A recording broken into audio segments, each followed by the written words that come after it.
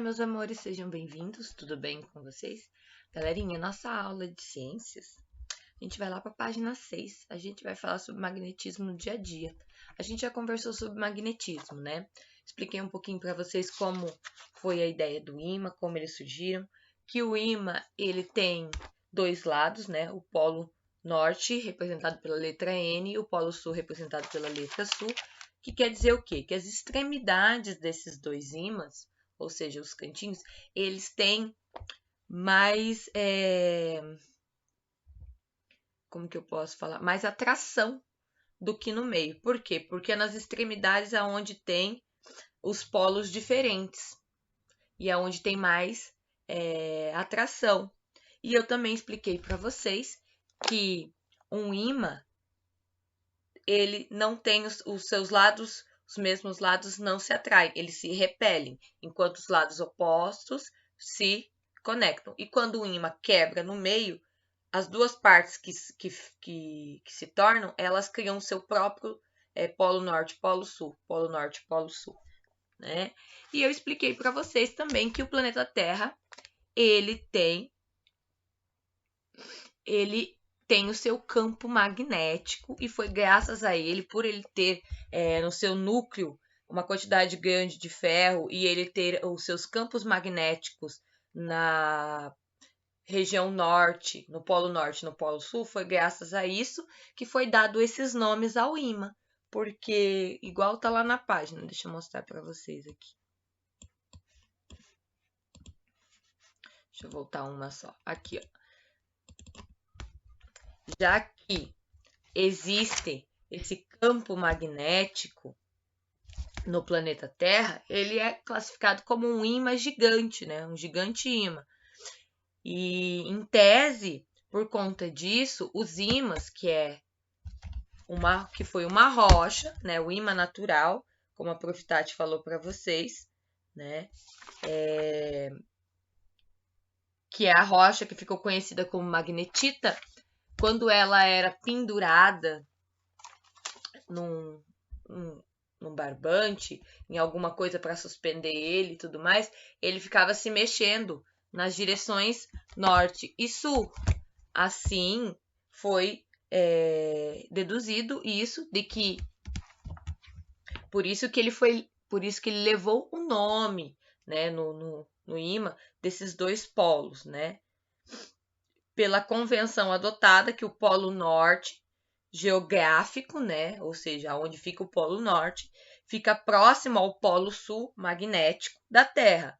Como polos diferentes se atraem, o polo norte magnético de uma bússola aponta para o sul magnético da Terra. Por isso que temos a questão aqui da bússola, que ela ajuda, olha só, que ela sempre vem com isso daqui e vai apontar para o nosso polo norte e polo sul. Né?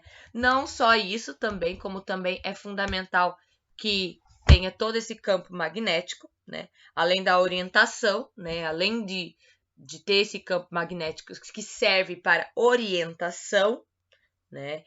Mostrando aonde fica o polo norte, o sul e ajudando, que a gente sabe que as bússolas foram criadas para ajudar os navegadores, tanto outras pessoas também utilizam ela até hoje, né? Existe outra função muito importante para a vida na Terra que tenha esse campo magnético, esses polos. Qual que é, né?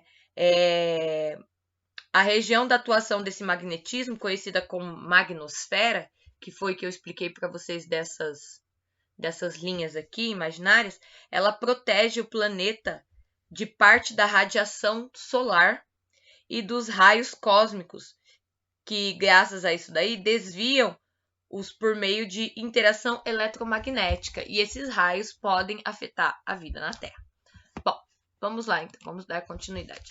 Vamos para o magnetismo no dia a dia. Aqui, ó. Você viu que o magnetismo estuda os fenômenos magnéticos presentes nas bússolas. Mas você sabia que os ímãs também estão presentes na televisão, no computador e até no telefone celular? Forças magnéticas atuam ainda nos motores dos carros e no fornecimento de energia elétrica. Aqui está falando dos exemplos, né, os aparelhos que a gente tem. Os ímãs também estão presentes em máquinas que realizam exames médicos, como os aparelhos de ressonância magnética. A máquina de ressonância magnética tem um grande ímã que interage com o nosso corpo por meio de campos magnéticos. E assim ele consegue tirar,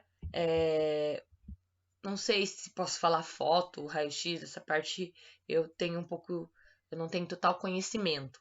Mas assim eles conseguem analisar muitas vezes o nosso cérebro, né? Ajuda bastante. Olha só que interessante sobre o magnetismo também, olha só. O campo magnético. Saiba mais. Muitos animais migram de um local para outro em busca de alimento e clima favorável. Alguns chegam a se deslocar por milhares de quilômetros, como é o caso da tartaruga cabeçuda, que pode ir do Brasil até o hemisfério norte. Pesquisadores defendem que as tartarugas cabeçudas conseguem perceber o campo magnético da Terra. Como eu expliquei para vocês, existe um campo magnético na Terra, né? Que aí que pega pro lado norte, pro hemisfério norte, pro polo norte, e também temos do hemisfério sul. E já que estudos mostram, pesquisadores falam que ela sente esse campo magnético da Terra, e isso as ajuda a ajustar a direção inclinada. Então, é como se elas fossem uma bússola também. Elas sentem como se fosse um imã.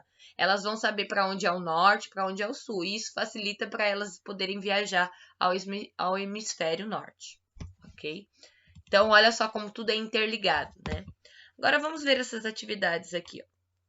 Leia um trecho da história em quadrinhos da Turma da Mônica, em que os personagens Mônica e Cebolinha encontram uma solução para catar muitas latinhas de alumínio. Aqui eles discutem como que eles vão catar mais latinha. E a Mônica fala, a gente podia usar um imã, mas o imã, ele não atrai latas de alumínio. Os ímãs não atraem alumínio. Aí o Cebolinha fala, não tem problema, isso é um problema para o Franjinha. Aí ele pede para o Franjinha fazer um imã de alumínio. E aí ele cria um imã só para alumínio.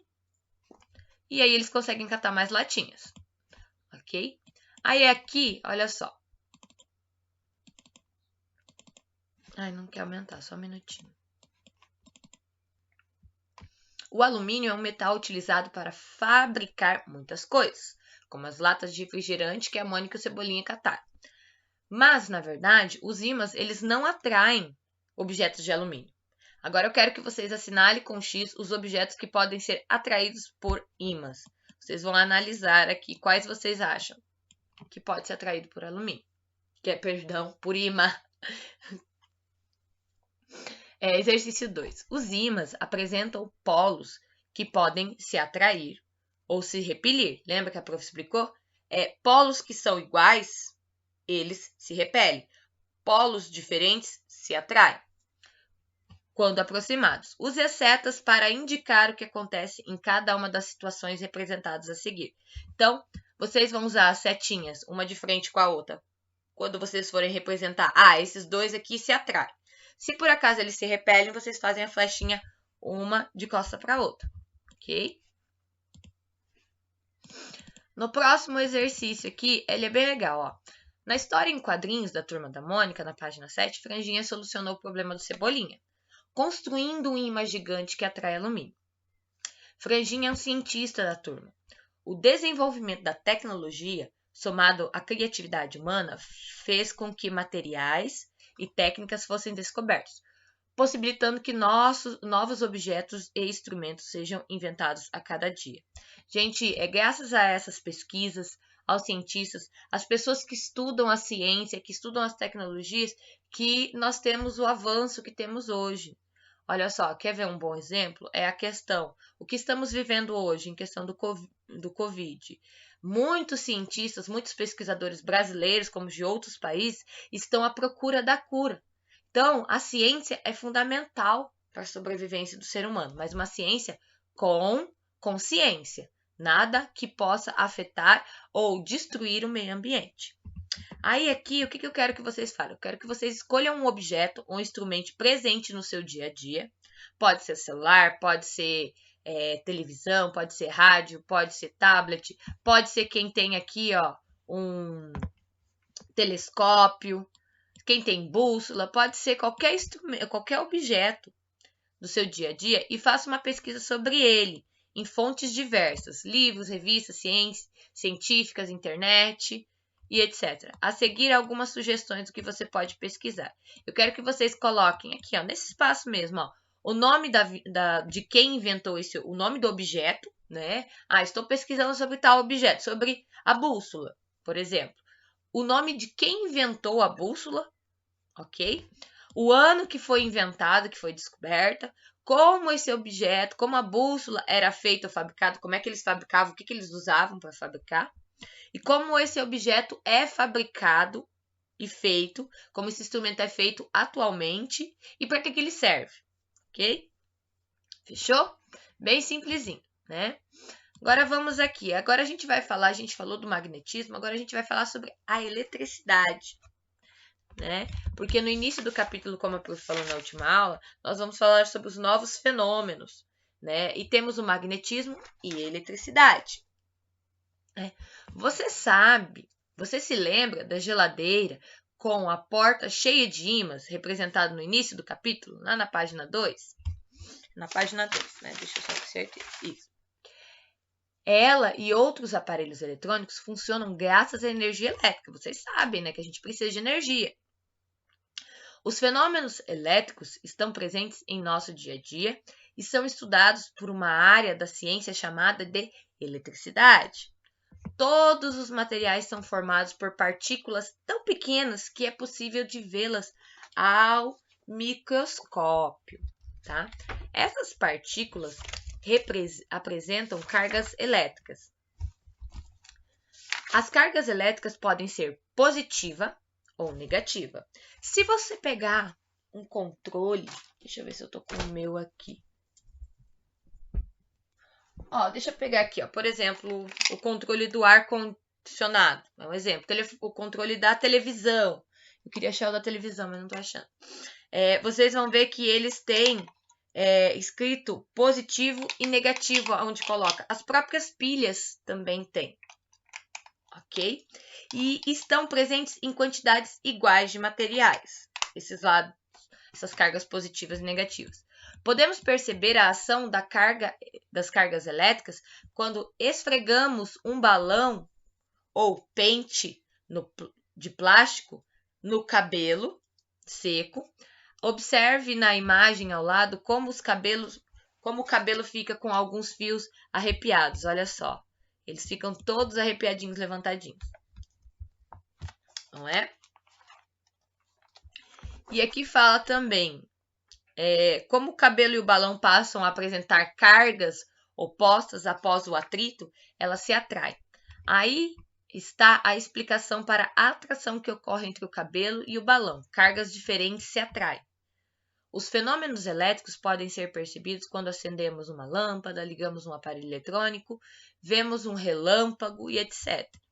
Olha só, no ventilador a energia elétrica é usada para mover as pás do aparelho. Como vocês sabem, um relâmpago, eles são cargas elétricas, ok? Vamos fazer uma experiência? Ciência em ação, crianças.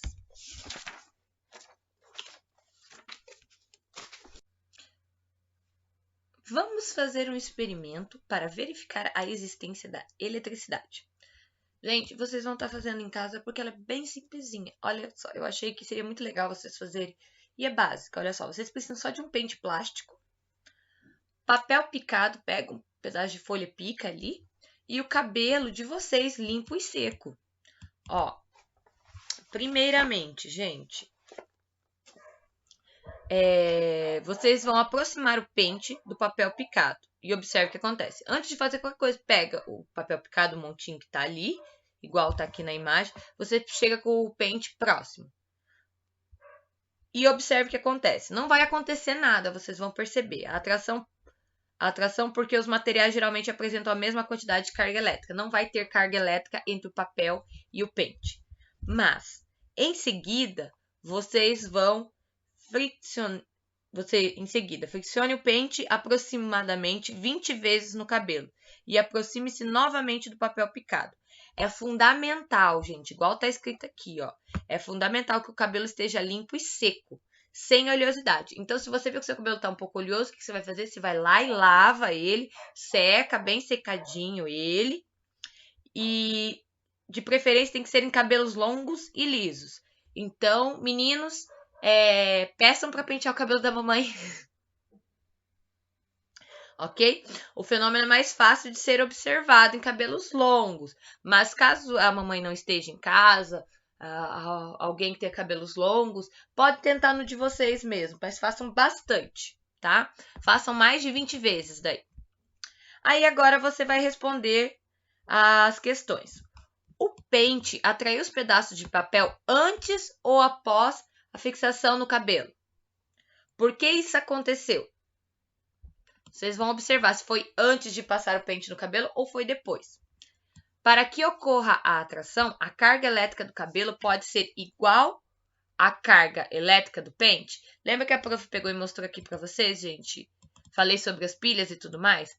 As cargas elétricas podem ser positivas ou negativas e estão sempre em quantidades iguais nos materiais, tá? Então, gente, se um é positivo, o outro tem que ser negativo. Cargas iguais, não. Tem que ser diferentes. Positivo e negativo. Ok?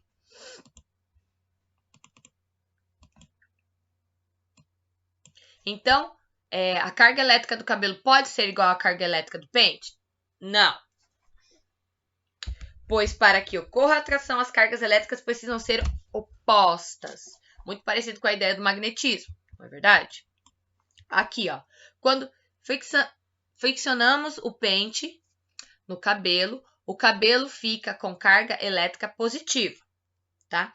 Qual vai ser a carga elétrica do pente nesse caso? Se ali é positiva, do pente vai ser oposto. O que acontece quando você aproximou o pente dos pedaços de papel após você passar o pente no cabelo? Como você explica isso? O que aconteceu, gente? O papel e o pente se atraem, né? Os papéis se atraem ao pente. Isso ocorre por quê? Porque o cabelo perde cargas elétricas para o pente, né? Que ficam carregados eletricamente. A carga elétrica do cabelo vai para o pente. Como o pente e os pedaços de papéis ficam com cargas opostas após o atrito do pente no cabelo, eles se atraem. Imagina, pensa só. O pente e o papel não têm cargas elétricas. Diferentes, opostas e tudo mais. Então, eles não vão se atrair.